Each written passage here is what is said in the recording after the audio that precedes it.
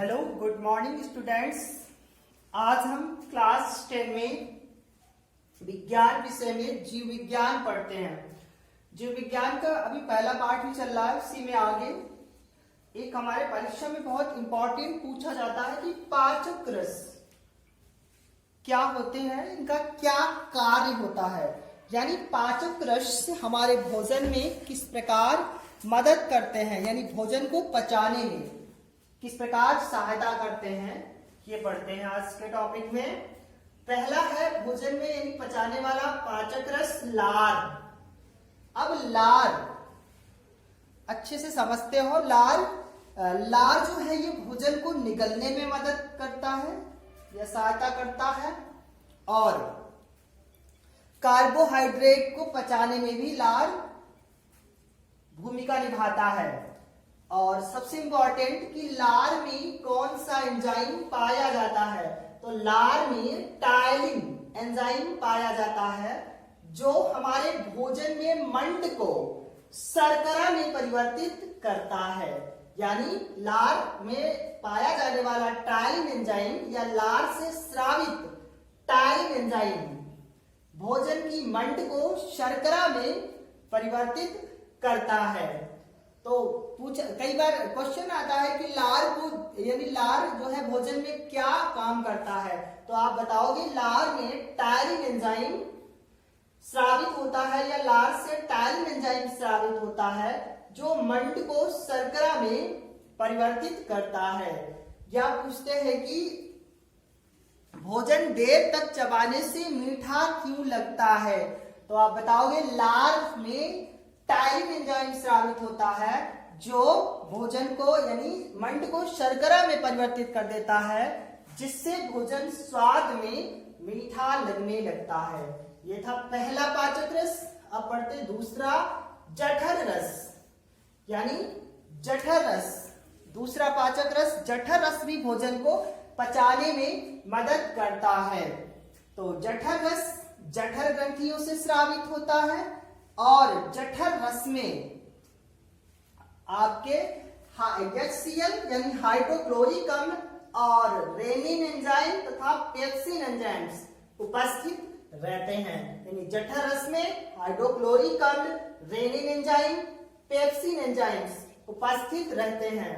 अब जठर रस में जो हाइड्रोक्लोरिक अम्ल होता है इसका क्या कार्य है, तो जठर रस में यानी जो जठर रस में हाइड्रोक्लोरिक अम्ल होता है ये भोजन को क्या करता है, अम्लीय बनाता है। यानी ये लिखा भी है कि भोजन को जठर रस में हाइड्रोक्लोरिक अम्ल जो उपस्थित होता है अम्लीय बनाता है, भोजन के माध्यम को अम्लीय बनाता है तथा भोजन के कठोर कणों को अम्ल हो जाता है। अम्ल क्या करता है, भोजन को गलाने का काम करता है। यानी जो भोजन के कठोर कण होते हैं उनको HCl गला देता है, यानी छोटे छोटे कणों में परिवर्तित कर देता है। और दूसरा रेनिन पेप्सिन, ये एंजाइम्स प्रोटीन कार्यशील एंजाइम है, यानी प्रोटीन पर कार्य करते हैं, अर्थात प्रोटीन को पेप्टोन्स में परिवर्तित कर देते हैं। जो भोजन में प्रोटीन उपस्थित होती है उसको ये पेप्टोन्स में बदल देते हैं। तो जठर रस जठर ग्रंथियों से स्रावित होता है। जठर रस में HCl हाइड्रोक्लोरिक अम्ल और रेनिन पेप्सिन एंजाइम्स उपस्थित होते हैं। हाइड्रोक्लोरिक अम्ल भोजन को अम्लीय बनाता है, भोजन के माध्यम को अम्लीय बनाता है, अर्थात भोजन के कठोर कणों को छोटे छोटे कणों में गला देता है, जिससे भोजन पचने में सहायक हो जाता है। और रेनिन पेप्सिन एंजाइम ये प्रोटीन कार्यशील एंजाइम है और प्रोटीन को यानी भोजन में आई हुई प्रोटीन को पेप्टोन्स में परिवर्तित कर देते हैं। इस प्रकार जठर रस समाप्त हुआ। अब तीसरा हम पढ़ते हैं पित्त रस। अब पित्त रस एक क्वेश्चन बनता है कि पित्त रस कहां से स्रावित होता है, आपकी परीक्षा में बहुत बार पूछा गया है। तो आप बताओगे पित्त रस यकृत से स्रावित होता है और पित्ताशय में यानी गॉड ब्लैडर में इकट्ठा होता है। पित्त रस यकृत से स्रावित होता है और पित्ताशय में इकट्ठा होता है। यकृत शरीर की सबसे बड़ी ग्रंथि है। पूछा जाता है परीक्षा में कि शरीर की सबसे बड़ी ग्रंथि कौन सी है, तो आप बताओगे यकृत। और यकृत से पित्तरस स्रावित होता है, पित्तरस पित्ताशय में इकट्ठा होता है। अब देखते हैं इसका कार्य। पित्तरस में कोई एंजाइम्स नहीं होते हैं, यानी पित्तरस में एंजाइम्स नहीं उपस्थित होते हैं, फिर भी पित्तरस भोजन को पचाने में मदद करता है। कैसे देखते हैं। भोजन को अम्लीय से क्षारीय बनाता है, यानी जो पित्तरस है ये भोजन के माध्यम को अम्लीय से क्षारीय बनाता है। पीछे पढ़ा था हाइड्रोक्लोरिक अम्ल, ये भोजन को अम्लीय बना रहा था, यानी भोजन के कठोर कणों को छोटे छोटे कणों में तोड़ रहा था।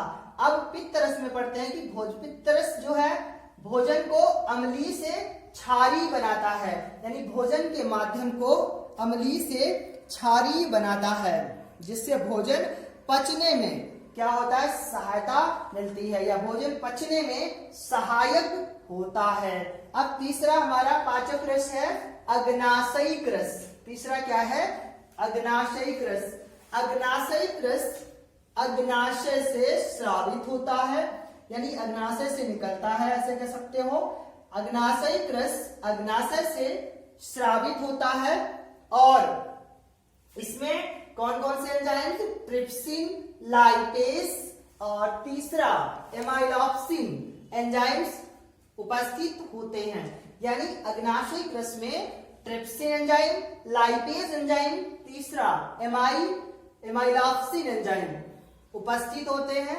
और जिसमें ट्रिप्सिन एंजाइम का क्या कार्य है, ये भोजन को क्षारीय बनाता है, यानी ट्रिप्सिन एंजाइम भी भोजन के माध्यम को क्षारीय बनाता है, यानी भोजन की जो प्रोटीन्स है, पेप्टोन्स आदि पर क्रिया करता है। और अग्नाशयिक रस में जो ट्रिप्सिनोजेस या ट्रिप्सिनोजन कह सकते हो के रूप में उपस्थित होता है और भोजन को क्षारीय बनाता है। इसके बाद अग्नाशयिक रस में दूसरा एंजाइम लाइपेज उपस्थित रहता है। लाइपेज एंजाइम जो है ये भोजन की जो वसा है, यानी चिकनाई है, भोजन में जो चिकनाई युक्त पदार्थ आते हैं, चिकने पदार्थ जैसे तेल है, इस प्रकार से तेल है, घी है, ये चिकने पदार्थ हैं, इन्हें फैट या वसा कहते हैं। इन पदार्थों को क्या करता है, वसी अम्लों में तोड़ देता है या वसी अम्लों में परिवर्तित करता है। और ग्लिसरॉल यानी भोजन में आए हुए वसा युक्त पदार्थों पर क्रिया करके वसी अम्ल तथा ग्लिसरॉल में बदल देता है। यानी लाइपेज एंजाइम भोजन में आए हुए वसा युक्त पदार्थ को वसी अम्ल और ग्लिसरॉल में बदल देता है। इसी प्रकार तीसरा एंजाइम अग्नाशयिक रस में एमाइलॉक्सिन, यानी तीसरा एंजाइम अग्नाशयिक रस में एमाइलॉक्सिन होता है। यह क्या करता है, कार्बोहाइड्रेट पर, यानी जो भोजन में कार्बोहाइड्रेट पदार्थ आता है, ये सब पोषक तत्व हैं आपके भोजन के, जैसे आपका प्रोटीन, वसा, कार्बोहाइड्रेट, ये सब पोषक तत्व हैं या पोषक पदार्थ हैं जो हमारे भोजन को संतुलित आहार प्रदान करते हैं, या कह सकते हो हमारे शरीर को उचित मात्रा में ऊर्जा देते हैं। तो जो कार्बोहाइड्रेट है उस पर एमाइलॉक्सिन कार्बोहाइड्रेट पर क्रिया करता है और कार्बोहाइड्रेट को माल्टोज शर्करा में परिवर्तित कर देता है। यानी जो एमाइलॉक्सिन एंजाइम है कार्बोहाइड्रेट पर क्रिया करके माल्टोज शर्करा में बदल देता है, यानी माल्टोज शर्करा या और भी अन्य शर्कराओं में बदल देता है। इस प्रकार अब हम पांचवा पढ़ते हैं पाचक रस। पांचवा पाचक रस है आंत्र रस, यानी आंत में कौन कौन से जो आंत रस होता है, आंत में उपस्थित जो आंत रस होता है ये हमारे भोजन में किस प्रकार मदद करता है ये देखते हैं। तो इसमें जो है इस आंत रस में इसमें उपस्थित एंजाइम अधपचे भोजन पर, यानी यहां तक जब तक भोजन आता है तब तक थोड़ा बहुत पच चुका होता है, तो अधपचे भोजन पर आंत रस क्रिया करता है और आंत में उपस्थित कुछ एंजाइम जो होते हैं अधपचे भोजन को, यानी ये कुछ एंजाइम्स हैं जो अधपचे भोजन को पचाने में मदद करते हैं।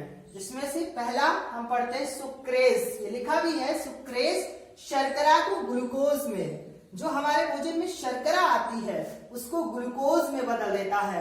हालांकि ये भी शर्करा ही होती है, लेकिन ये शर्करा से दूसरा रूप है ग्लूकोज, यानी शर्करा को ग्लूकोज में परिवर्तित कर देता है हमारा सुक्रोज एंजाइम। अब लैक्टोज शर्करा को ग्लूकोज में, लैक्टेज ये दूध से संबंधित होता है, यानी दूध में जो शर्करा आती है उसको ग्लूकोज में परिवर्तित कर देता है। यानी लैक्टोज शर्करा, दूध की शर्करा को लैक्टोज शर्करा कहते हैं और लैक्टोज शर्करा को ग्लूकोज में बदलता है। तीसरा एंजाइम आंतरस में माल्टेज, ये माल्टोज शर्करा को ग्लूकोज में परिवर्तित करता है। तीसरा इरेप्सिन एंजाइम, इरेप्सिन एंजाइम क्या करता है, शेष प्रोटीन, हमने यहाँ पर पीछे पढ़ करके आए हैं कि पेप्सिन एंजाइम्स भोजन की प्रोटीन को पेप्टोन्स में बदलता है, यानी रेनिन पेप्सिन दोनों एंजाइम प्रोटीन कार्यशील एंजाइम हैं जो प्रोटीन को पेप्टोन्स में परिवर्तित करते हैं। फिर भी कुछ प्रोटीन शेष रह जाती है, यानी शेष प्रोटीन तथा भोजन के कुछ अवयवों को अमीनो अम्लों में परिवर्तित करता है। यानी इरेप्सिन एंजाइम शेष प्रोटीन तथा भोजन के कुछ शेष अवयवों को, बचे हुए अवयवों को या कुछ बचे हुए हिस्से को अमीनो अम्लों में बदलता है, अमीनो अम्लों में परिवर्तित कर देता है। इस प्रकार पाचक रस में जो है हमारे 5 महत्वपूर्ण रस हैं जो भोजन को पचाने में मदद करते हैं। पहला था लार, दूसरा जठरस, तीसरा पित्तरस, चौथा अग्नाशयिक रस, पांचवा आंत्रस। आप इसको बहुत अच्छे से पढ़ना, लिखना और समझना आपकी परीक्षा की दृष्टि से भी बहुत ही महत्वपूर्ण है।